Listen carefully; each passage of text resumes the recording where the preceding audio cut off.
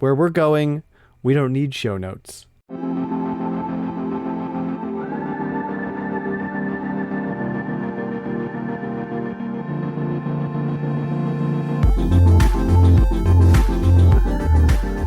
Welcome to RetroLogic episode 88. I'm Dan Caporello here with Sam Wagers and our very special guest Eric Plunk, who's joining us all the way from I don't know where you live, Eric, and you don't have to say it here, but wherever you're from, I'm glad you're there. We're missing John. We're missing John tonight, guys. We're Johnless yet again. He said he did not feel well, so we're going to send up all the thoughts and prayers. And what else do you send up? Vibes? Love notes? Well wishes. Homing curses. Well, maybe that's how we got sick, Sam. Maybe you should stop that. Oh, yeah. My bad. You probably got it from me. Yeah. I wasn't even on the podcast, but I was coming down with something. Well, don't do that. Stop that. But RetroLogic isn't just a podcast. It's a whole community of retro gamers. You can visit retrologic.games. You can join our Discord, which is on that at that website. You can check out some fair trade merch, our blog post written by Sam Wagers, and dive into our family of podcasts, including Retro Groove, a very, very good music history-based podcast, and On Topic Retro, a podcast dedicated to one video game per episode, hosted by John Cummins, who's not here tonight. Anywho, before we get too deep into things, Sam, you have been streaming. Tell us a little bit about what you're streaming now and what you're going to be streaming. Yeah, so Mother Mondays gave way to Mega Mondays, all about Mega Man, specifically Mega Man Battle Network. Excellent. And I actually just rolled credits tonight on the first Mega Man Battle Network game. Drove myself a little bit insane trying to get 100% completion on it. So at this point, I'm in too deep and I have to do that. But once I finish doing that, I will be moving on most likely to Battle Network Transmission, actually, which is the only game I haven't played in the series. What was that on? I actually picked it up last year. That's on the GameCube. Oh, yeah. It's a spin-off, but I'm doing it next because it actually does take place in between Battle Network 1 and 2. So if it's a spin-off, what's the genre? It is an attempt at combining Battle Network's gameplay with more traditional Mega Man action platformer type gameplay. Interesting. It didn't exactly work from what I understand, but I'm still curious to try it out. I want to check that one out. I'm into GameCube stuff and Mega Man. And I don't think it is a GameCube game. I don't think it's like crazy expensive. I mean, I picked it up a year ago for like $20, but who knows what prices are now. That seems worth it. And then Eric, how are you? What's going on, my dude? Man, I'm just had a crazy day at work after having 9 days off. Just kind of hanging around the house, getting things done and playing a few games.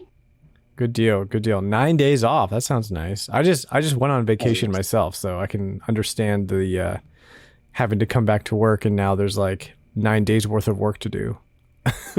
Exactly. Yeah. It's crazy. Yeah, right on. Well, enough about work on this podcast. Let's talk about some games. What have you been? You're our guest this week, Eric, so you get to go first on our Icebreaker. What did you buy, if anything, this past couple of weeks, and what have you been playing lately?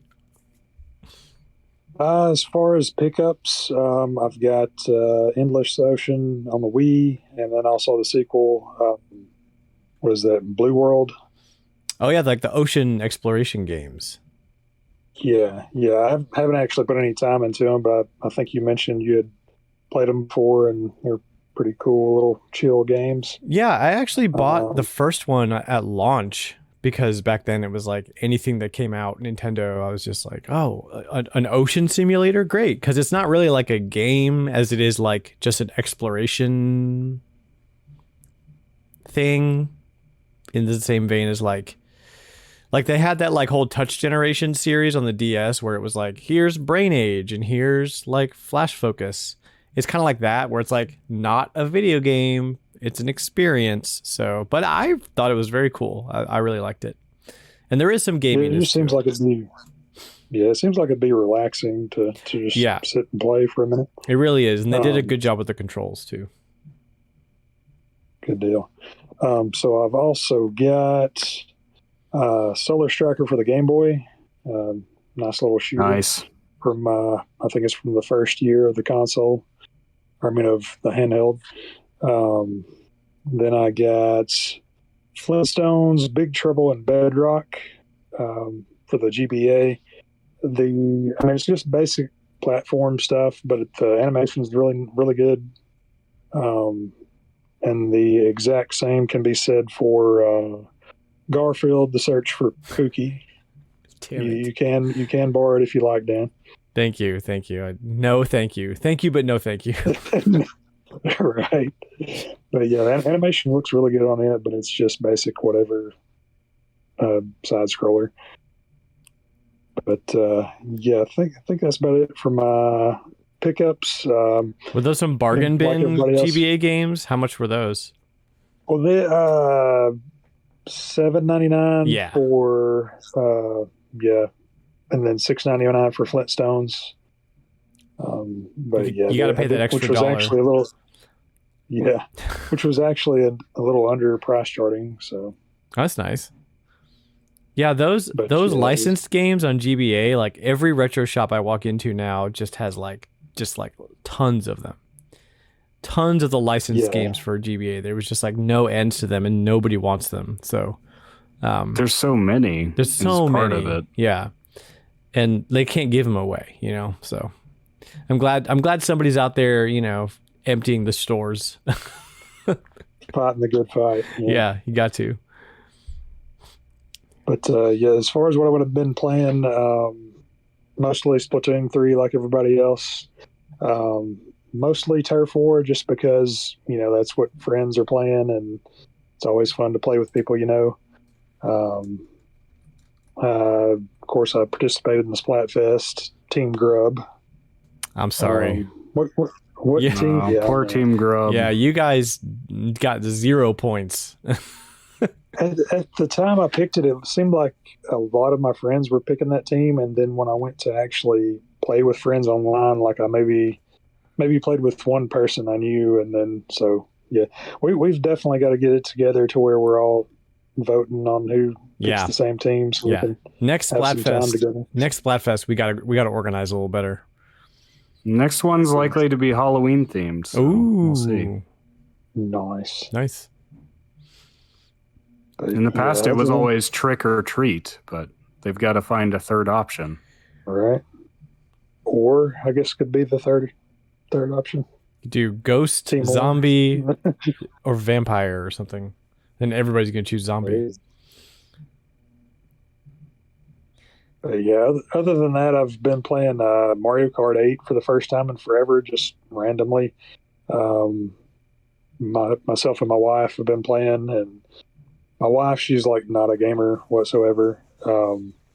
But we used to play like Return of the King and Two Towers on the Xbox back in the day. And then past that, we've played basically nothing, but out of the blue, we started playing some good old Mario Kart. So everybody likes Mario Kart. Mm-hmm. Doesn't matter who you are.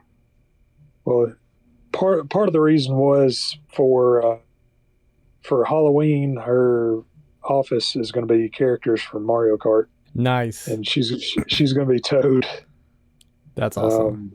So that's going to be fun. I may try to see if I can set up some of my consoles there just to have Mario Kart playing on in the background. So that could be pretty cool. That's super cool. Yeah. Mario Kart 8, my wife, hold on, my washer's letting me know that it's done.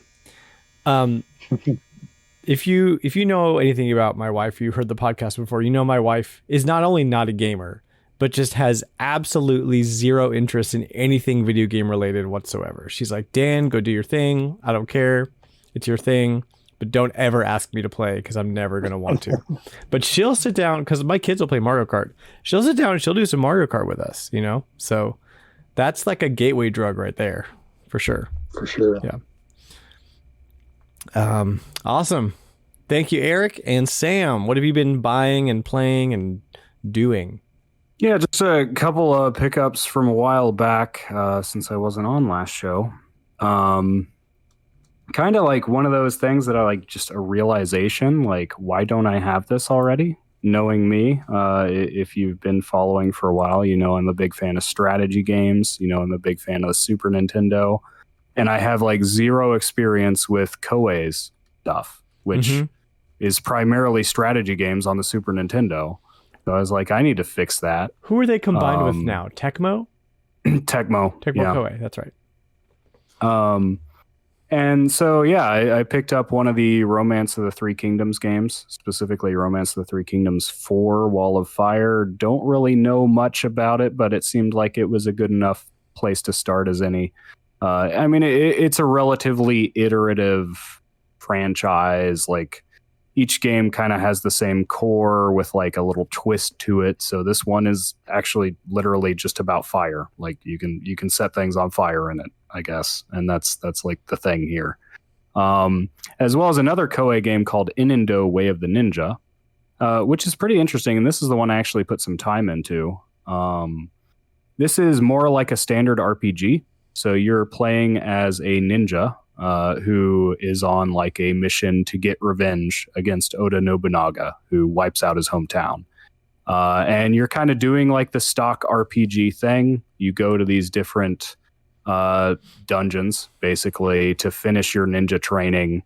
You know, every dungeon you go to, there's some wise old man tells you, go get the item, whatever it is, the wind orb, or you know, whatever it is in this case. And then you go into the dungeon, you fight a bunch of random encounters. You come back out and you give it to him, and then he teaches you a new ninja spell, right? And you're kind of trying to do that, but they're located all across the world map, which is like a map of Japan. And there's also this like grand strategy game going on in the background. It's basically like you're trying to do an RPG within a game of Nobunaga's ambition. So every province is controlled by a different warlord, the most powerful of them being Nobunaga, who's ultimately your target. And at the end of every month, there's a day-night cycle and a passage of time. At the end of every month, territories will change hands, and based on who's in control of a territory, their castles might not let you in. They might not let you pass through their territory. They might be hostile to you. There's an interesting layer of things going on there. It does some cool stuff. Although as just an RPG, it's pretty bare bones. And especially, this is a game that I think was initially made for like several PC platforms like the MSX2 and stuff. So it, compared to stuff like Chrono Trigger, it looks kind of janky. It just does not look and sound as good as, you know, all those other RPGs on the SNES. But I had some fun with it. I don't know if I'll finish it because I also got to a point where I barely made it through a dungeon and both my other party members died besides the main character. And I had to find new ones and they're not very good. And so I'm just kind of like at a point where I'm like trying to rebuild and not having it. So maybe I'll just shelve that one for a while. Dang. Yeah, I've also been playing Splatoon 3, of course. And as I said before, streaming Battle Network, having fun with that. Really just like absorbed into it for whatever reason, even though I've played these games before. Just having a lot of fun with it. What are so we're gonna have a little Splatoon moment here because it's the game right now, and I love Splatoon. What would you say is your like main weapon type? I am I'll go ahead. Go ahead, Eric. Oh, I was just going to say the NZAP. It was my main weapon, pretty much my only weapon in Splatoon 2. Really? Like I'm one of those that like I'm awesome with the NZAP, but if I went to like any other weapon, I would probably be like worthless. So even like a similar weapon, like a splatter shot or anything, just like a machine gun. Maybe okay with those. Yeah, but you couldn't do like a roller or a brush or something. Right, Yeah. right. And I have tried here and there, and I'm like, no, I just can't. That's interesting. And I've put, hundreds and hundreds of hours into the game. Yeah. That one weapon. I remember when they dropped the NZAP into the first Splatoon game, and we were all like, oh, they're going to do more Nintendo stuff. Like they're going to do like Mario hats and costumes, and then literally nothing. Like we were all scratching our heads. Like, what? Where's the like, Super Scope at least? Yeah. Where's like Luigi's vacuum cleaner? Like, where's like the stuff? Like, where's like a mushroom I can throw? Like, give me something. But nope, just a zapper. That's it. Zapper and out. Mm-hmm. Which is like, I guess, kind of a good thing because it maintains Splatoon sort of like their identity. Yes. Identity. Yeah, their ideology of like this is its own property. Like it's not a Mario property, but I mean, Link is in Mario Kart. Come on. And then Sam, what's your main weapon type? Yeah, I'm a big fan of the L3 and H3 nozzle nose. So I am what I have. I am hoping this term will catch on. I am a nozzle bro, looking out for my fellow. Whenever I see someone else using it, I respect the fellow nozzle bros. I gotta say, it's a rare occurrence because when you told me that on Discord, I had to ask you what the hell that was. It's the the L3 is pretty much I use it for turf war because it has a much faster rate of fire. It's a very ink efficient weapon, and it's very handy because it is burst fire for quickly just filling in those corners that all your teammates neglect as you pass by, which is very important in turf war because you cannot expect your teammates to ink to the edges. You just can't. You gotta get those extra Ps. For ranked battles, I definitely prefer the H3 because it's more powerful and a single burst is enough to take somebody out if all three hits land. Nice. So it is a very good, if you have the precision, it's a very good weapon. It's very good at like countering chargers, I find too, because you basically, since they're standing still, they're easy to hit. And you don't have to charge. You don't have a laser that cues them in that they're about to die like they do for you. So, and actually in this game, it comes with a sensor bomb, which I have actually found hugely effective in modes like Clam Blitz and Rainmaker, just because when your teammates know where all the enemies are, they actually do a pretty good job at holding them off. Yeah, that's great. So, yeah. And it does kind of change with modes. For tower control, I almost always go with either a range blaster or rapid blaster, just because that is like the best way to just get people off the tower. Okay, rad. I am a huge fan of the Gal series, so I know that's kind of like controversial. I didn't even know that was controversial. I get on Reddit and everybody's dogging the Gal, and I'm like, guys, I've been using the Gal since day one. I don't know what the problem is. Like, it's a great weapon. It's very ink thirsty though. It has really good range. That's its main drawback. Yeah, like I'm in that ink like a lot. I'm swimming because it's just like poo. Like it's just throwing ink out there as quick as it can. So it's not great for like really close encounters or stuff where you're like up in the enemy's face a lot. But the longer range version of that weapon is really, really good for stuff like tower control and splat zones because you don't have to get right up in there. You can do a lot. It's very effective at spreading ink, so you can do a lot of ink in a short amount of time. And then the long range one has the sprinkler too, so it's like really ideal for splat zones. I love it on splat zones. I mix it up a lot. I really like Splatlings, the like charged up rapid fire, because it allows me to be more methodical and not as like twitchy, which sometimes gets me in trouble. But I mean, what you gonna do? I get my kills in. Those are really, really good for stuff like tower control. I never play Clam Blitz. When Clam Blitz is on, I can't. I don't understand Clam Blitz is great. I don't understand it. I don't want to play Clam Blitz. Well, you need to learn it because it's fun. You're gonna have to coach me. Well, we'll have to get on a session. You can coach me because I have no idea what I'm doing. Every once in a while, I'll play it and get into it, but most of the time, I'm just like, I just can't.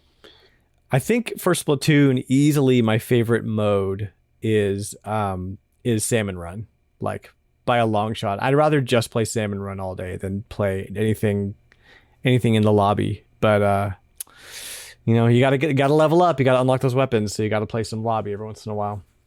I wish the Salmon Run stages would rotate a little more quickly. Yeah, the that's weapons true. too. Yeah, because when you get a bad batch of weapons, it's just not fun. When I feel like choosing chaos, I will go brush.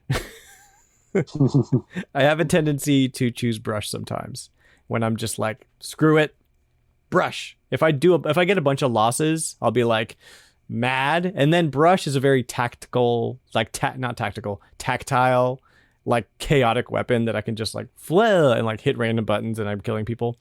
So, anywho, thanks for having that was our little splat moment. Stuff that I played and bought this week. I was gifted an Everdrive for the Game Boy Advance, which is like $100 ROM loader for the GBA by a very anonymous and generous fan of the show. So whoever you are, if you're listening, thank you very, very much. That was super generous. I'm going to put some of the weird games that I'm never going to buy because they're very expensive on there. And I can't name any of them off the top of my head right now, but they're out there. There's like that Ninja 5.0 one that's like $500 for some reason. Yeah. But I still plan on buying Game Boy Advance games. I don't want it to become my sole way of playing games because I'm a collector. That's what I do. I picked up a guide for Donkey Kong Country Returns for the Wii because Donkey Kong. And then this week, my son and I had some time to play video games. And I showed him the game Lovers in a Dangerous Space-Time. And that's kind of one of those games where if you know, you know. It's a very co-op. It's like one of my favorite co-op experiences ever because you're all kind of in this little spaceship on the screen and you can get out of your station and like run around the spaceship and choose a different station. Like I'm going to be the shield now, or I'm going to be the gunner or pilot or navigator or whatever. And then so outside the spaceship is the rest of the screen, which is like where the spaceship is in space and all kinds of stuff is happening out there. And if you do it with like 4 people, it's really ideal. Like it's just total chaos and like hilarious fun, yelling at your teammates to get them to do what you need them to do. Not so like it's not quite like a what's a cooking game? What's that? Overcooked? Yeah, it's not like that because you don't get mad at people, but you're like really trying to work together. It's like very teamwork heavy, and if you're not working together, it's just not going to work. And it's a very simple little game, but me and my 7-year-old played it, and he just had a blast, had a great time with it. So if you have a 7-year-old or older, or you want to play a very co-op-y game with your friends or family, definitely recommend Lovers in a Dangerous Space-Time. Little indie game for the Switch. So that's it for me. And what do you guys say we play some Price is Retro?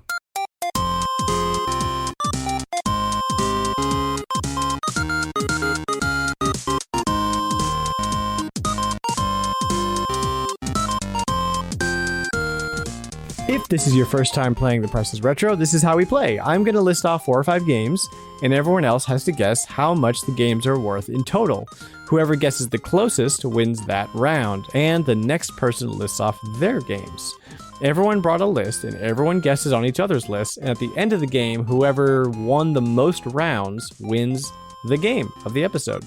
But look out for Poltergeist. He guesses $300 on each list, and if he wins the game, I have to give away a sticker from the merch store. And next episode, which is our season finale, will be the last appearance of Poltergeist. We've had him for a year. He's been a great guest, but we're going to come up with a new gimmick for our show. It's time for him to pass on. It's time for him to move on. He has fulfilled his unfinished business. He's haunted us long enough. He's fulfilled his unfinished business on Earth, and he is ready to move on to whatever's next out there in the universe. Or maybe he'll haunt a different podcast. I don't know. I'm not him. There is a rumor going around that Sam is is Poltergeist, but I don't know about that. He seems pretty real to me, although I've never met him in real life. I am the original Poltergeist. Indeed. Okay, so Eric, would you like to go first since you're our guest? I'll give you the option. Sure, sounds good. All right, read them off. Let me see. All right. So I have Battletoads and Double Dragon for the NES loose. For the NES? Yes. All right. Next, I have Sneaky Snakes for the Game Boy loose. And then Super Off-Road for the SNES loose. And finally, I have Double Dragon 5, The Shadow Falls for the Genesis, complete in box.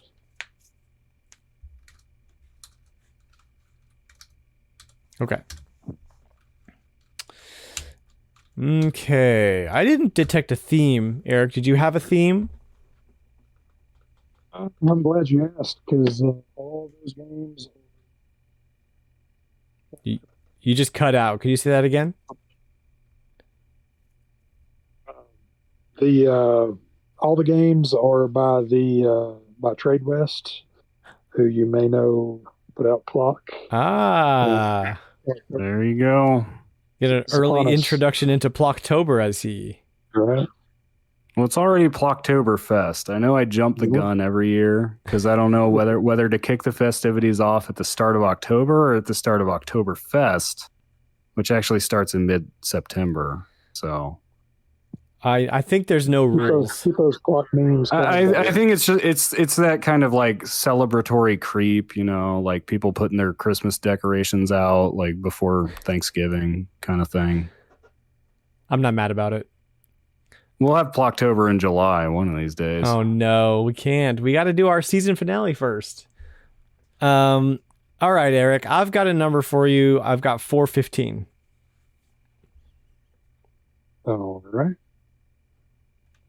Well, I'm much lower. I got 250. Oh gosh. So the total of everything would be 187.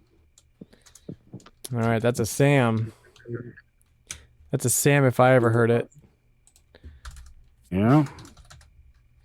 I got to keep score here. Came in below the Ghost. So that was the lowest guess. I know. I'm guessing the only one. I mean, I know Double Dragon Battletoads is kind of pricey, but I don't think the rest of those are.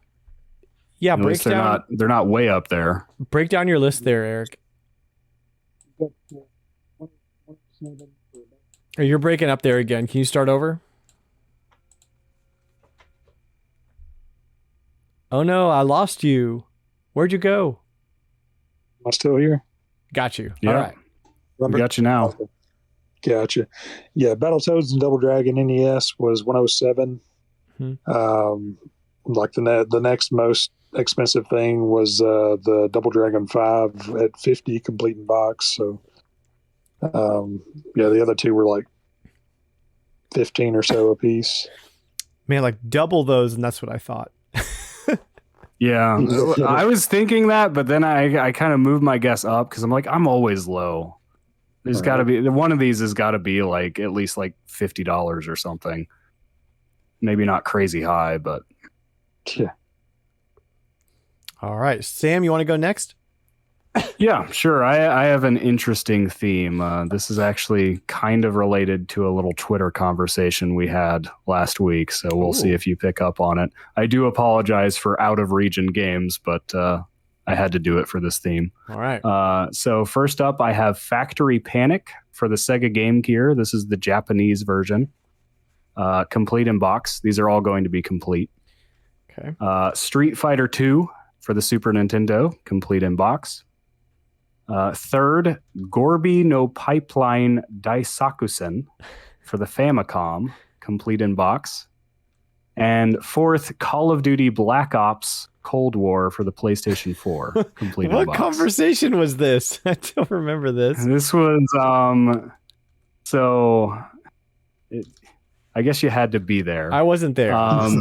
there was all this going around like you're a fan of games, name a quote from your favorite game, and you put something up about Tetris. Yeah, I was like, oh, you like Tetris? My completely made up Tetris quote was "It's Gorbin time" from Mikhail Gorbachev in Tetris, because I was just riffing off of the Morbius memes. Yes, very about, good. I remember that. Something that wasn't even in the movie. Yeah. So these are all games that feature Mikhail Gorbachev in one fashion or another, actually starring in two of them, that being Factory Panic, which the actual price charting lists it still as Factory Panic, which is the worldwide title, but the Japanese title is actually Ganbare Gorby. They actually changed the sprites, so the main character actually is Mikhail Gorbachev. Wow! In the Japanese version, the PAL version, it didn't release in the USA, but the PAL version reskinned it, so he was just some generic kid. Dude, that's hilarious. It's like a puzzle game. You like pull switches to move things on conveyor belts in a factory. Man. Yeah. All right, break down your list here. Oh wait, no, we have to guess. We have to guess. We didn't get guesses. This is my first time playing, obviously. Eric, you're going to go first. You're going to guess first here. All right. I'm going to say 400. Whoa. All right, I'm going to say 100. 400, 100. Dan takes it just barely over Poltergeist. The total is 192.37. Oh my gosh. So you're off by 92.37, and Poltergeist is off by 97.63. Jeez, man. That was close, Poltergeist. You almost got me.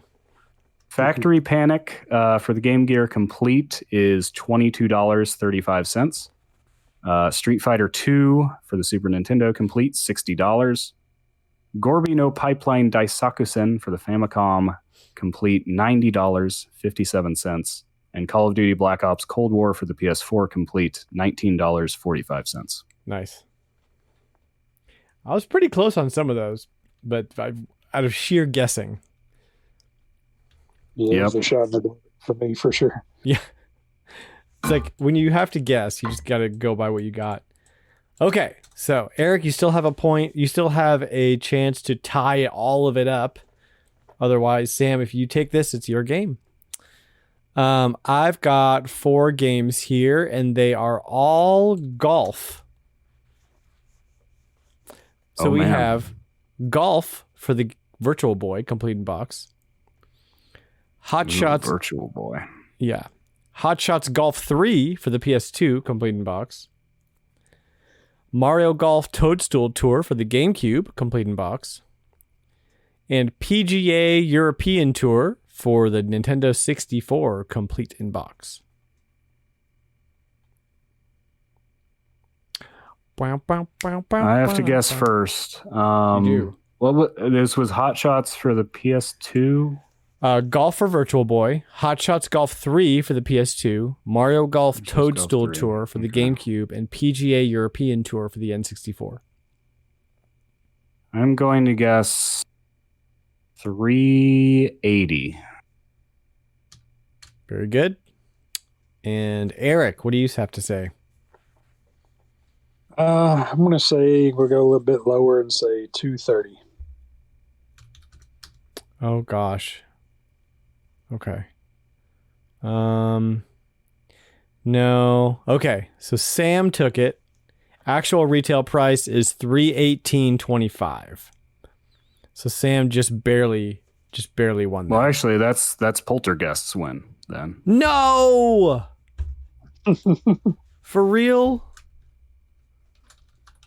Yeah, you'd be off by 18. Polter got one. Okay, so since we don't have the magical spreadsheet with us today, I'm going to give Sam the win for the episode because he's a human. He gets the human advantage. I graciously accept this offer. But dang you, Poltergeist, cannot sneak a win away from you. The individual prices, we have Virtual Boy Golf is $74.94. Hot Shots Golf 3 is $5.63. Mario Golf Toadstool Tour is $25.87. And PGA European Tour is $212.26. One of the rare dumb games for the N64. That is expensive. Awesome. Good game, everybody. Congrats to Sam. John had to be away for you to steal a win. So, yep, there's that. That's how it goes. We have a game from our very good friend of the show and author of Film Logic, which is an affiliated podcast that you can go listen to right now. Film Logic. Ambassador gives us a game called... Let me pull it up here. Guess that Ubisoft game. So he's going to give us some clues. There's 10 games here, and we're going to have to guess what each game is. We're going to do these one at a time. Eric, you ready? Let's go. Rock and roll. Okay, first game. I haven't seen these, so just so this is blind, me looking at it blind. A spectral entity knows the exact location of all his targets. Later in the week, Warrior. Oh gosh, I'm blanking. A spectral entity. No. Ghost Recon. Future Soldier. Ghost Recon Future Soldier. Gotcha. Anybody It does not sound like the title of anything I know about. So it's Ubisoft. That's a game. A spectral entity knows the exact location of all his targets, Ghost and Recon. And then the subtext later in the week, Warrior is Future Soldier. So it's got to be Ghost Recon Future Soldier. Okay. I'm asking you to trust me, Sam. Okay, can you do that? I trust you. Okay. I trust you. Let's see the answer. And the answer that title sounds made up to me. It's a real game. I played it. I haven't. Do you have a better answer? No. And I'm going with it. Actual answer is Ghost Recon Future Soldier. Like I said. There you go. Okay. Number 2. Life Enders Manifesto. Sibling group.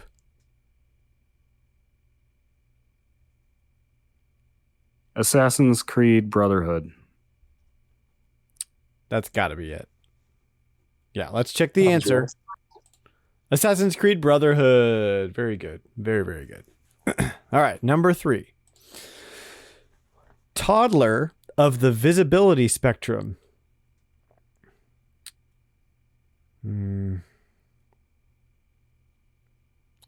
Toddler of the visibility spectrum. Child of Light? Is that Ubisoft? Yeah, that was Ubisoft. That was published by Ubisoft. Child of Light. That's it. All right, game number 4. Fraternal siblings bonded by appendages. Brothers in Arms? Brothers in, yeah. Was that the Ubisoft? I guess. I'm not super familiar with Ubisoft's stuff. Yeah. Same here. Eric, was Brothers in Arms Ubisoft? Oh, you don't know. I don't know. I'm going to say... That sounds likely. I'm going to say Brothers in Arms. Got it. Brothers in Arms. This is a tough one. All right. Number 5. Rubbing your fingers against untreated wood on a microscopic level gives you Splinter Cell. Yeah. I liked that one. And the answer is Splinter Cell, of course. Number 6. Peeping Canine. Watch Dogs, right? Yeah. Yep. And the answer is Watch Dogs. Number 7. King's Heir of the Middle Eastern region. Glass Dust of Life Measurement. That's got to be Persia, Sands of Time. Yeah, for sure. Let's check the answer. Prince of Persia, Sands of Time. Number 8. I wanted to buy a winter vacation for $100, but ended up being $1,000. That price was way too blank.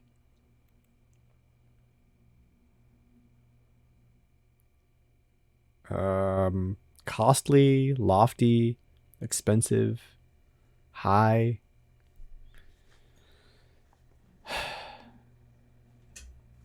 Extortionate. Infamous? It's not a game. Infamous title. wasn't Ubisoft. Expendable. Rayman. Rayman? I don't know. Oh my I'm just gosh. trying to think of Ubisoft games. I wanted to buy a winter vacation for $100, but it ended up being $1,000. That price is way too high. Way too exorbitant.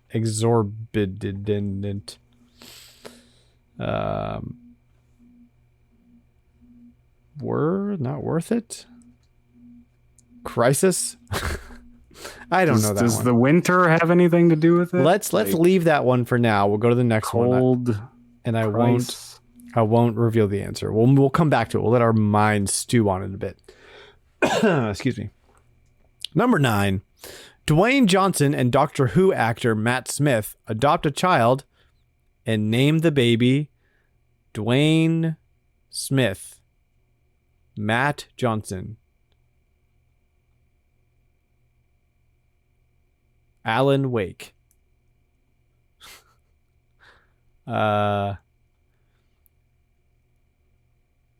Smith Can you Johnson. repeat that? Dwayne Johnson and Doctor Who actor Matt Smith adopt a child and name the baby Rock. Who did Matt Smith play in Doctor Who? Was he the Doctor? Yeah. Dr. Rock? Rock Doctor? Rock Doctor? Octodad? Clock. Plock. It's got to be Plock. I don't know that one either. Dang. Man, this is hard. All right, moving on. This is the last one, and then we're going to loop back around to 8 and 9. The first book I read was about good, and the second book I read was about evil. I am 5 books past that, so you could say... Beyond Good and Evil. Very There you good. go. Very, very good. Yes, Beyond Good and Evil. Okay. Looping back to number 8. I wanted to buy a winter vacation for $100, but it ended up being $1,000. That price was way too $900. 10 times as much. It was way too duplicative. Exorbitant. Lofty, pricey. Decadent? None of these are Ubisoft games. No. I think we gave up. Eric, did we give up? We gave up. We gave up. My brain hurt. I want to know the answer. Number 8 answer is Steep. I've never heard of that game in my life. Nope. Steep? Never heard of it. Is it a snowboarding game? I couldn't say Like anything downhill else. snowboarding, skiing, something. I don't know. That's dumb. Eric, where were you on that one? All right. Heard of Steve? Yeah, I couldn't tell you anything about it. Number 9. Dwayne Johnson and Doctor Who actor Matt Smith adopt a child and name the baby Rock. Rayman. No, it's Rocksmith. No. It's Rocksmith. Rocksmith is a game that teaches you to play guitar. That is a game. It's Rocksmith. Yes. That's a new, that's Ubisoft, I guess. And the answer is Rocksmith. Got it. God, we missed one of those, you guys. Bummer. Listening at home, how many did you get? Did you get all of them? Did you know Steep? Were you yelling it at the top of your lungs in your car? Probably. That is all the games we have, and we don't have a trivia card from John, so I decided to put together 2 Retropedia games. Now, Retropedia, I'm going to start reading the description from a game from Wikipedia without saying the name of the game. As soon as you think you know it, yell the answer. And if you're wrong, I'll let the other person try. And if you're both wrong, I'll keep reading. The first one's easy mode, just to get us warmed up. Here we go. Blank is a role-playing video game developed by Alpha Dream and published by Nintendo for the Nintendo DS handheld. Golden Sun? Oh, Nope. Golden Sun, Dark Dawn? Nope. No? Eric, you want to try? Oh, that's Camelot. Yeah. Mario and Luigi. Alpha Dream. Yep. Bowser's Inside Story. Mario and Luigi, Bowser's Inside Story. I didn't even get through the Cool. first sentence. Very good.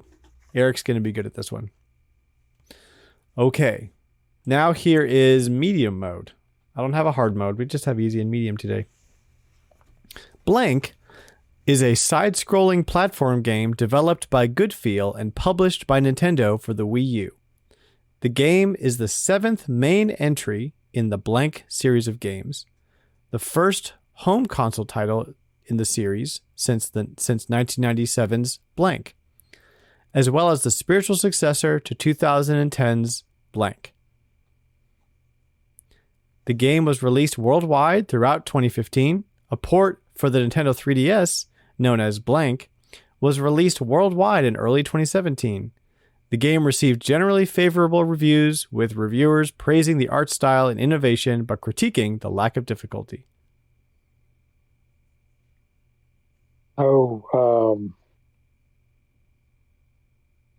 Yoshi's Woolly World. Got it. Got it again, Eric. Yeah. Yoshi's Woolly World. Mm. I thought Goodfeel would give that away. No, I just couldn't. I was like, I know that's familiar, but I blanked out Kirby's Epic Yarn. It said as well as the spiritual successor to 2010's Kirby's Epic Yarn, because I thought that would just totally give it away. yeah. So Well, yeah, when you say 3DS in 2017, there's not a whole lot of Yeah. That's true. That's a good point. Awesome. Okay, well, that is all we have for games this week. We're going to move on to our show topic featuring Eric Plunk, which is all about Back to the Future. Where we're going, we don't need show notes.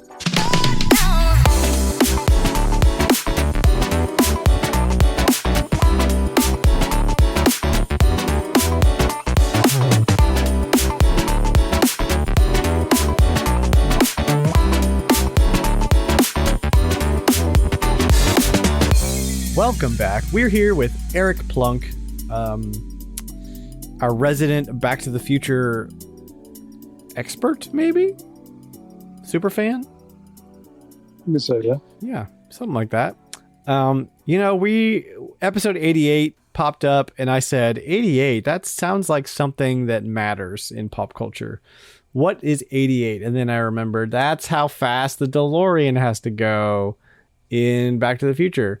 And like, what's funny is I couldn't even remember that was the fact. All I heard was 88 and I immediately thought of Back to the Future.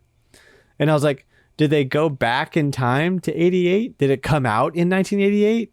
What's the 88? So I literally had to Google Back to the Future 88. And then it was like, oh, that's what. Because obviously it has been a while since I've seen these movies. But I do love them. Robert Zemeckis is genius. So it's just one of those things. I don't have a lot of time for movies in my life these days, especially with children and video games. But let's talk about our impressions and encounters and what we love about Back to the Future as a franchise, as a series, as a film, as a video game, all the things. And Eric, we're going to start with you, our guest. Tell us about if you remember the first time you saw it, or if not, you can talk about just the impact it's had on you and why you love it so much. Yeah, I do remember, actually. It was whenever the first TV broadcast of Part 1 came out, like prior to Part 2 coming to the theaters. I remember seeing it, sitting down in front of the TV and watching it and just kind of being locked on it.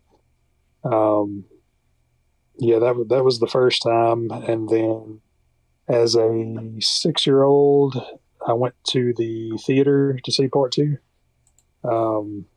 I've got, being only 6, I don't, only have so many memories, but I just remember just a little bit of the movie, but I mostly remember my older cousins throwing popcorn at me from a couple of rows back. those are my main memories. And then Part 3 I didn't watch until VHS, but yeah, that was my introduction to the series. Nice. But Yes, you caught you caught it on TV. The first movie was on TV then. yeah, it was like ABC because it had to be ABC because at the time, like all we could get was ABC and Yeah. PBS, like back in the day. Awesome. And so, at what point did you decide like, okay, Back to the Future is like going to be one of my main things? Like, I love this movie, this series of movies. What kind of got you to that point? Well, right after seeing part two in the theater, my dad got me the VHS, and of course, just watching it over and over and over to the point to where I could, recite line for line without even having it in front of me. That's kind of the time frame where it became kind of my thing there. But just the concept of time travel, the cool car. A lot of people say the first movie's like just perfectly paced. All that just kind of made it my thing. Awesome. Yeah, it's pretty iconic now, and it was a bit of an instant classic back then. Like, it wasn't something that like it's not like it's a cult classic where it took a while for people to get it. Like, people got it right away. Like, oh no, this is something special. Like, it's got so many iconic like pieces of imagery and lines and characters. Like, I mean, you can't beat Doc. Doc is just he's insane and a genius, and just you love him every moment that he's on screen. And God bless Christopher Lloyd. Long live Christopher Lloyd. You can't go wrong with him. For sure. Which, to backtrack to another Robert Zemeckis movie, the first movie I saw in theaters was Who Framed Roger Rabbit. Oh yeah, man. Him as Judge Doom. That's one of the scariest parts of my childhood. Seriously, just terrifying. I like have a hard time going back to that movie because of him, which is like what a triumph as an actor that you could just terrify an entire generation. Remember me, Eddie? No. All right, Sam, what's your experience with Back to the Future films? When did you see them? And are you a huge fan? I don't really know anything about them. I don't know that I ever saw them in theaters. I mean, when did the movies come out? They started in 85. 85 was the first one. That's before my time. I think it was about every when was 3? 90. Yeah, Part 3 was 90. So yeah, still not alive. So I was born in 92. Yeah. So, pretty much all of this, after the fact, got them on TV. I don't know that I actually watched part 2 or part 3 for a long time. I don't think I even realized that, like, there was actually, like, because obviously there's an ending to the first movie that sets up the second movie. But it's also, it's kind of the sort of ending where it's like, okay, well, you could just kind of like, imagine what happens next. Like it's sort of a, off into the sunset kind of adventure continues sort of ending. So I don't know that I ever even like realized there was a sequel for a long time. But the first movie definitely, I still kind of do prefer that to the other two. I almost do kind of wonder if it needed to be a trilogy. I mean, certainly the other movies are good. They just seem a little bit more caught up in, sort of capitalizing on this. We need to make it a trilogy now, kind of. Especially like the second one seems like it just ultimately exists to set up the third, which I never liked. But that's funny. They filmed like basically simultaneously, like back to back. So it was planned from the get go. That's funny you say that, Sam, because in my mind, 3 is the weakest of the 3 films, and I could watch 1 and 2 all day because they're so intertwined. But 3 feels so disconnected from the other 2. Yeah, and I would ultimately say 3 does, and like to me, what holds 2 back is the fact that it had to set up 3. Really? Okay. Whereas I think 1 like didn't have any of that baggage. Like they left it open enough where it could have just been one movie, I think. But by the time they did 2, it was like, I don't know. That's just my take on it. But ultimately, 2 definitely watching it, especially watching 1 and 2 back to back, like you can see all the little like echoes they did, and the whole the future is a whole lot like the past that they went to as well. Like there's the same kind of scenes unfold, with the same kind of stuff going on with Marty's kid as with his dad in the past. That whole kind of that's basically the whole point of the first half of the movie. One and 2 are like very Marty focused, and 3 is basically a Doc Brown love story. Yeah, like which is definitely I think that's you see that play out in a lot of franchise media where you have a breakout character and then suddenly you have to build the story around them, and it doesn't always work, I don't think. And that's just from a storytelling, like you can have a character who's a lot of fun, but then when the story has to be about them, they can't be as fun. Right. Like I see a lot of this like in the later Pirates of the Caribbean movies, when they had to make the whole movie about Jack Sparrow. Like nobody really likes Will Turner that much, but he served a purpose, right? And you could build the story around him, and then Jack Sparrow could just be Jack Sparrow. And I think that's like similar with Back to the Future. Like Marty isn't necessarily people's favorite character. They love Doc Brown, and they want more Doc Brown, so you give them more Doc Brown. But then when you have to make a whole story about Doc Brown, it doesn't work as well. Yeah, that makes sense. Yeah, that definitely makes sense. I don't remember my first viewing, but I certainly remember that it was immediately iconic, and just like when you say it's well paced, Eric, like I had a hard time watching movies when I was like 3, 4, 5, 6. Like I wouldn't sit through an entire movie, but I would watch in its entirety 2 films, and that was Star Wars: A New Hope and Back to the Future. And then later Jurassic Park. But Back to the Future was one of the movies that really started me on the path of working in video today, which is just that like I want to tell really cool stories, and I want to use like physical objects, and I want to like learn how to film and edit and make music and all the things, because the soundtrack for that film just kind of blows me out of the water every time I watch the movie. The soundtrack's one of the things that really hits home. So yeah, I would say it's a very important film to me. I would say that I wish I had more time, because I would love to watch it with more adult eyes and kind of like dissect it, because I honestly haven't watched it in probably 15 years. But it's still very important to me, and DeLoreans themselves are just like so iconic and cool, and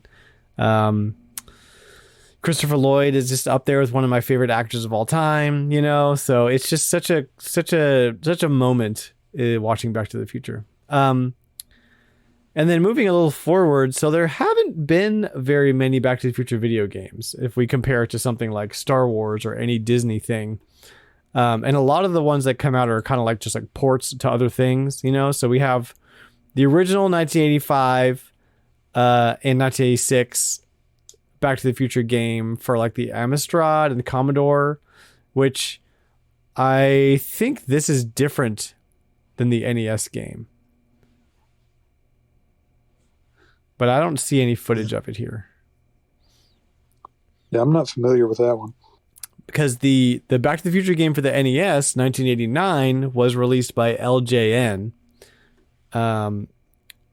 which have we all played this game? I have not. It's like a top-down car shooter, right? Yeah, basically. Which is like, why would you? There is a car in the movie. Yeah, I guess so. But like, why would you make that the entirety of your game? Oh no, there's more than that. Oh gosh.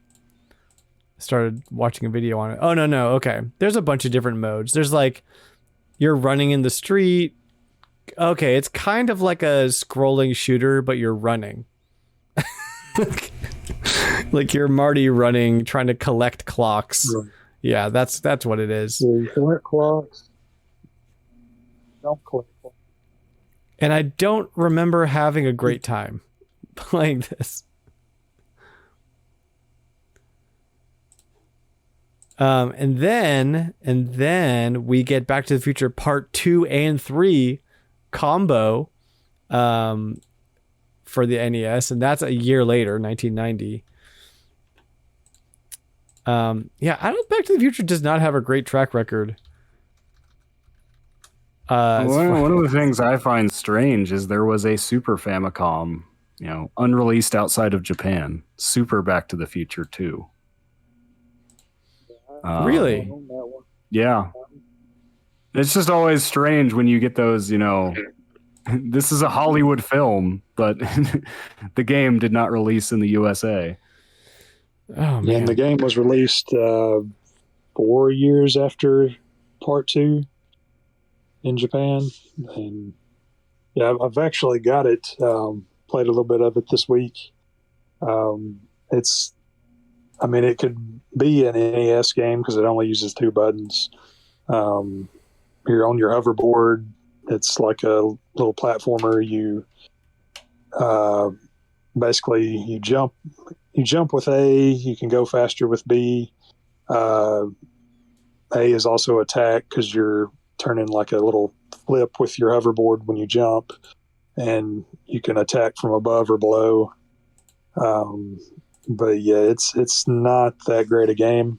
So the one I'm looking at, 2 and 3 for the NES, which is what I'm watching right now, is like 1 part side-scrolling shooter, and then you'll walk into a building, and then it'll be a very classic arcade game inspired, like mini game level. Like one of these is straight up Donkey Kong, one of these is straight up Mario Brothers, one of these is straight up Mappy Land, one of these is straight up Burger Time, but not explicitly. It's like this one's just straight up Load Runner. Like it's like they took a bunch of classic arcade single screen games and just kind of shoved them into this game, which is kind of cool, but there's actually like a spiny character, I guess that's the character's name, like off of Mario. Like, what's the thing that Lakitu throws? Spiny shells or whatever. Yeah. Like literally, like 1-to-1, that enemy is in the game. But I think the object is like you're collecting 30 different pieces of things that Biff has thrown around time and trying to collect them. But there's no rhyme or reason about where you're going, or you don't really know where you are, when you are. It's just, it's a mess. Okay, so then we have the Master System game, Back to the Future Part 2 only. And I think that was PAL, I don't think that was a US release. That was released 19. Yeah, I was only on the Amstrad, Commodore 64, ZX Spectrum, and Master System. So I would imagine that was probably just a European release. But of the games we've talked about so far, this one looks the best. Like it's kind of like 3/4 view, like a Paperboy style, and you're on a skateboard. So you're like collecting stuff, exploring the city, doing a little bit of fighting. And then you get into like this puzzle mode where it's like top down, almost looks like you're looking at the entirety of a map of a house. And it looks a little bit like Chip's Challenge, kind of. So there's a couple different game modes. Then you go into side scrolling. It's like nobody could ever decide what genre of game Back to the Future should be. So they were like, let's just throw a bunch of crap at it. Well, I mean, that's kind of a good question. I mean, what genre do you think it should be? RPG. I mean, yeah, Telltale pretty much nailed it. That's right. Yeah, that's right. Okay, so I guess it has an appearance in the Universal Studios theme park adventure game for the GameCube. Yeah, and it's later in the game, so I was never really able.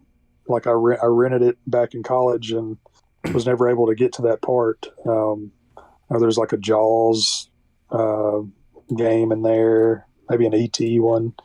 But yeah, I was never able to get that far in the game.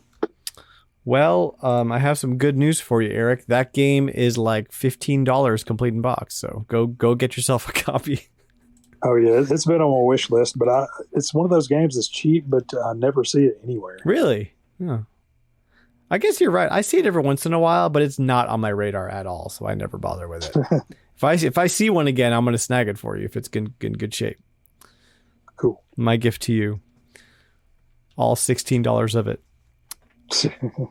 Okay, so we have a Facebook Flash game, Back to the Future Blitz Through Time, which I don't really want to talk about, but that's a thing. Then we finally come to the 2010 Back to the Future, the game, for PC, PS3 and 4, Wii, Xbox 360. That's the Telltale game. That's the one you were talking about. And did you play much of that one, Eric? Yeah, I played it. Like I got it on PS3 as the individual episodes were releasing, like maybe a month or so apart. I know Bob Gale was involved in the writing and everything, so he kind of gave it his blessing. And it's been since then since I've played through it, so it's been a good decade. But yeah, it was really well done. You had Doc back with Christopher Lloyd back with his voice for Doc. That's great. You had the original Jennifer, not Elizabeth Shue, but the original Jennifer voiced Jennifer. Then I think in the final episode, Michael J. Fox came in and voiced like a ancestor of his, not the actual Marty, who was voiced by AJ Lacasio. But there's somebody else. Oh, yeah, Biff was originally not voiced by Tom Wilson, but then later on in like the re-release for like PS4 and stuff, he revoiced everything. So in all current versions, you get your original Biff. Oh, that's awesome.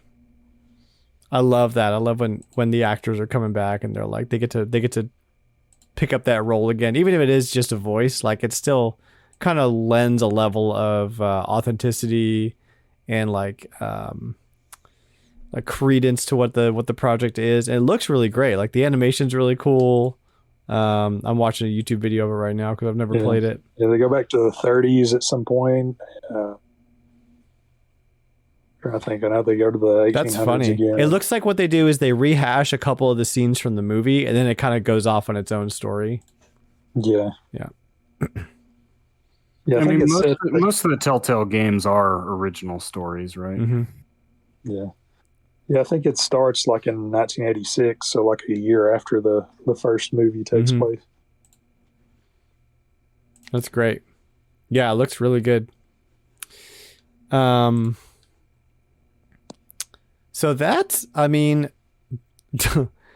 it, guy. I mean, if you've played any Lego Dimensions stuff, they're in Lego Dimensions. But played just a little bit. I'd like to watch a playthrough of that just to see it. Yeah. What you played some Lego Dimensions? What's your impression of Lego Dimensions? Was it pretty good? You wish they were still doing it? Yeah, I thought it was good. I bought several of the figures. Didn't put as much time as I thought I would into the actual game. I mean, if you've played one Lego game, you basically played them all. Right.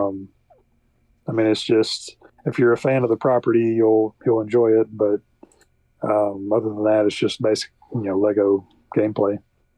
Yeah, I'm looking at it now. It looks a little more open than your typical Lego game. Like you can kind of explore the 1950s town.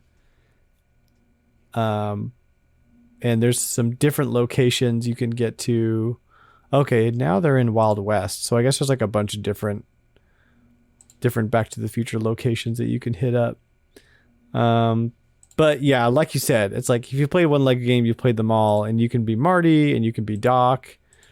And that's pretty much it. And yeah, I fell off Lego games like back when it was still just Star Wars, pretty much.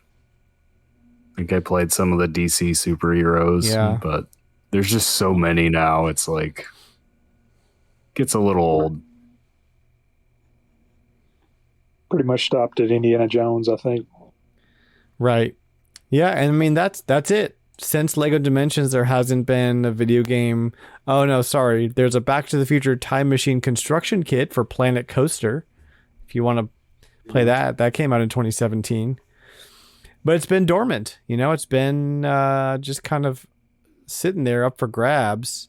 And I believe Robert Zemeckis is quoted as saying like they will never make another like a new movie or like a remake as long as he has any say in the matter. Yeah, him and Bob Geller, they've said that in numerous interviews. Yeah, they just won't do it. And I mean, props to him, honestly, because we're in like remake, re-release like hell right now with Disney and everything being remade into physical. And I'm just like, ugh, I don't want it anymore. There have been like a series of comics in the last few years that Bob Gale was involved in that I haven't seen any of them, but I'd like to go through them and kind of see what they did with that. That's pretty cool. Continue the story. That's probably something that would be pretty easy accessed digitally as well if you didn't want to try to track down the physical stuff. I don't know if it like involves like Jules and Verne, kind of like the cartoon series did. Yeah. Stearns, yeah. So now I guess the question is, to wrap things up, what would we want to see if they were to say like, hey, we're gonna make a big budget Back to the Future video game? What kind of game? What genre would you want it to be? What would you want there to be in it? Do we want a new story? Do we want the old movie back? What are your thoughts on that, Eric? I mean, I know all these other games have kind of had like mixed genres, but kind of feel that's what it would need to be if you could do it right. But I mean, there's just so many things. Like I'm thinking about a scene in part 2 where he's sneaking around in the principal's office trying to get the almanac, kind of maybe like a sneaking segment. Like stealth? Stealth segments in non-stealth games rarely work well, though. Like maybe a Hideo Kojima Back to the Future. Metal Gear Back to the Future. That'd be good. There's driving in those games. Then you could have your chase scenes like you get the skateboard in the 50s, hoverboard in 2015. I feel like that's the easiest thing to figure out is like you're going to have to be able to drive the DeLorean for some point. Either, escape from somebody in it or, bide time until you hit 88 miles per hour or whatever, Which, I mean, Back to the Future, the ride, you're chasing Biff through time. Like, I don't know, that could be kind of cool. Like, I'm thinking about like, what's the most recent? Like, I think was it Ratchet and Clank on the PS5, to where they're like jumping through like these. Oh yeah, rift and stuff. Rift apart, is that what it's called? Yeah. It's basically using like something that wouldn't be capable on like PS4 or something like that. Kind of jump through time and chase Biff around. It would be cool. I guess that's the question too when it comes to like story is because, for the first movie and the third movie, really, the characters are stuck in the past for a long time. There's not a whole lot of hopping back and forth. Do you make, hopping back and forth a big part of it where you can, go to the same place at different times freely and use that to, find solutions to things? Or do you have more of a setting where it's, the DeLorean's broken and, you gotta fix it. Gotta go on a whole quest just to get back to the future. Yeah, and so I think the sort of like if we were to break down what a Back to the Future story is that it's you are in a foreign time and things are like, and so things go wrong and you have to put things back the way they were to get back, right? It's all about going back. It's all about going back to where you were, fixing what's wrong. So I would almost think like something like a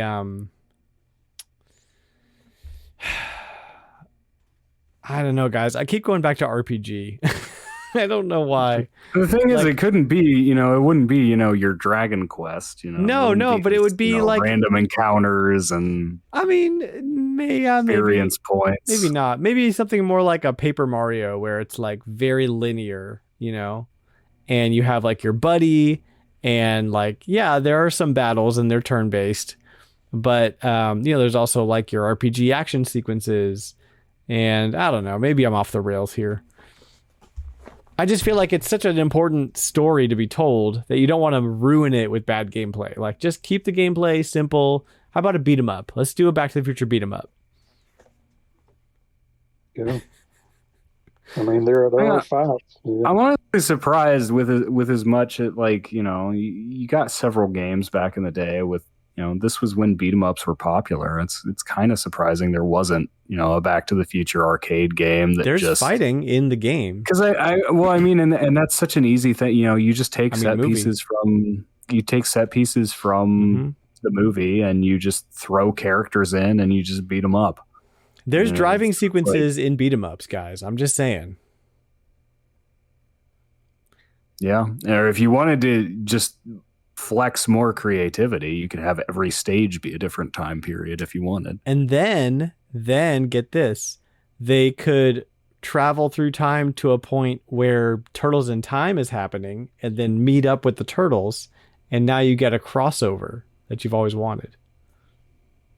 I mean, or even just an Easter egg, you hit 88 miles per hour, you see a turtle fly by, just I think we nailed it. I think that's it. Awesome. Good deal. Well, Eric, thank you for joining us for the Back to the Future chat. It was unscripted and we didn't have very many notes, but we got through it. We talked about some games. We had some fun. We're going to jump into our community couch now. So stick around for that. It'll be short and then we will say goodnight.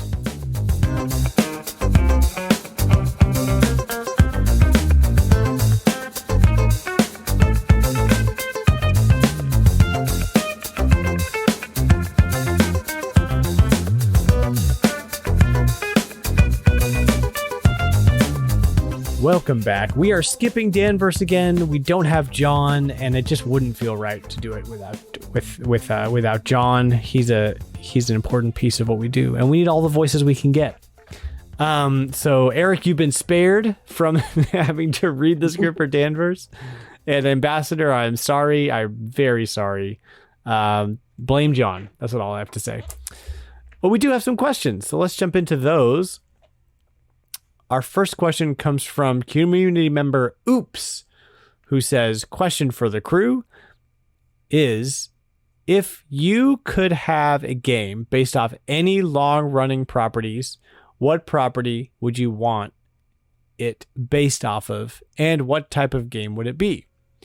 I would want a Persona game based off of the storylines from Days of Our Lives, runs from the 80s and early 90s. Wow. That's very interesting. Okay, so a property, a long-running property, and what kind of game would it be?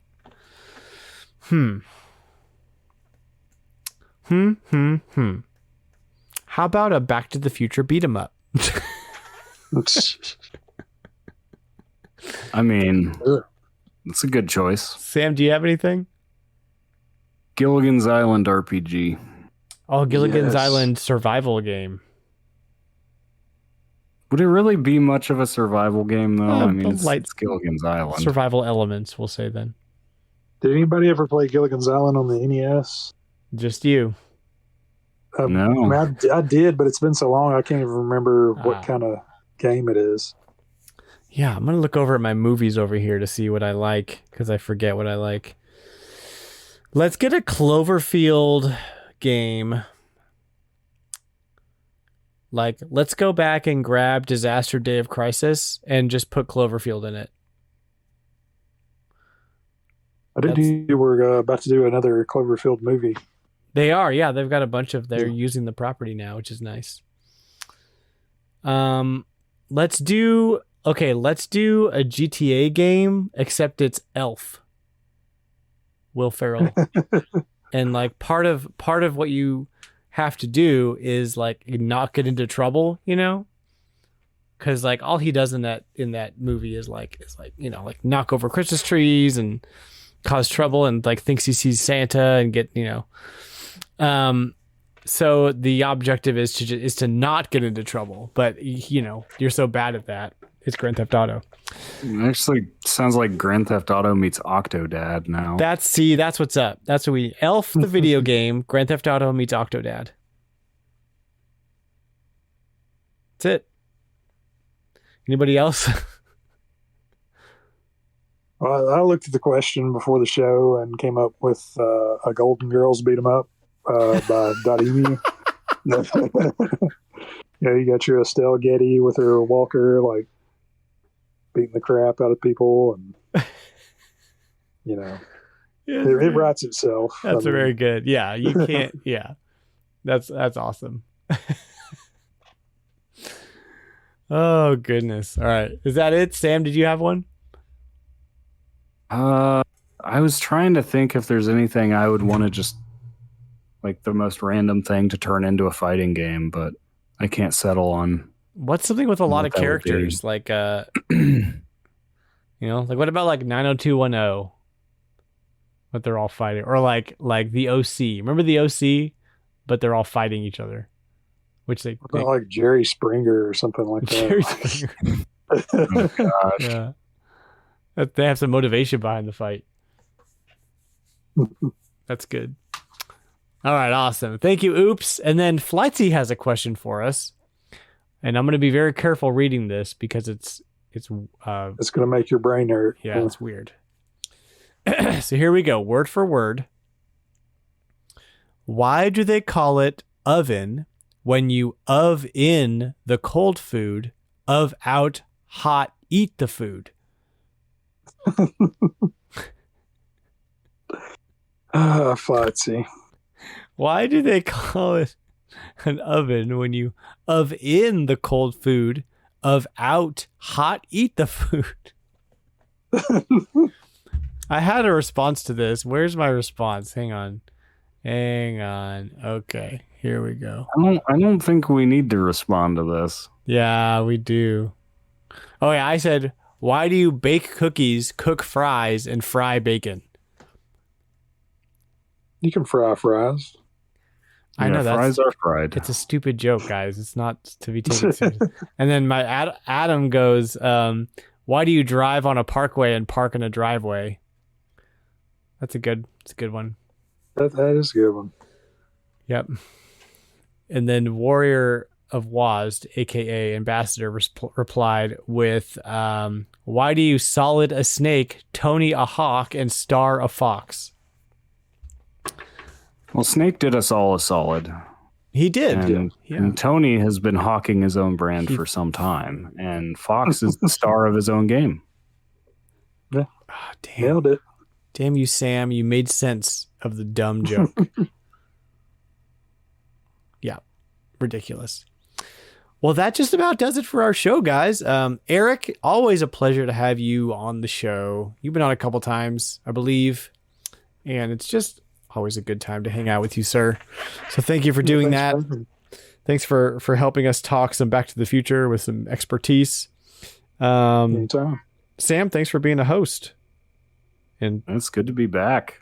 Feels like too long. I missed one recording, and I was like, "Oh, I know, dude. What am I doing?" Yeah, these bi-weekly episodes. If you skip one, it's a long time. It's like a month.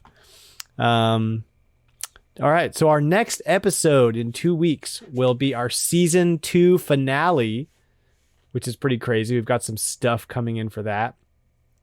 And then we're going to kick off our new season 3 of RetroLogic, which is bananas to think about. We've been doing this for 3 years. Also, October is Plocktober, so hashtag Plocktober. Any of your Plock memes or quotes or quips, anything really, anything Plock related, you can hawk all that onto Twitter, or you can come over to our Discord. Why don't I just do the outro then? Thanks for listening to the RetroLogic podcast. We are proudly part of the Nintendo Dads family of podcasts. If you like what you hear, check me out on Twitter at RetroLogic Games. You are also more than welcome to jump into our friendly and 100% non-toxic Discord community.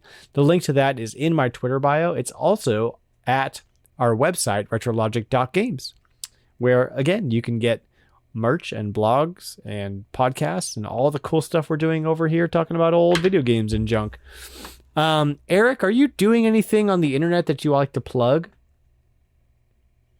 No, you can just follow me on Twitter at Eric Plonk. Basically just use my name on everything, so please don't steal my identity or anything like that. But yeah. Eric's a good dude. Eric's a good dude. You should go follow him. So with that, that wraps up our show, and we'll see you guys in a couple weeks for our season finale. All right. Thank you, guys. No problem. Enjoy. Real quick, whenever we do like a whole themed show, I try to start the show with something like a funny line or a pun or something. I can't think of anything for Back to the Future. Can anybody think of anything, and I'll record it right now? I could just do where we're going. We don't need show notes. It's pretty good. I'll just do that. I don't know. This is some heavy stuff. I don't know. too thinky right now for 11 for almost midnight where you're at. All right, guys. Catch you on Discord. See you later. All right, take it easy, man. Bye. Yeah, see you around.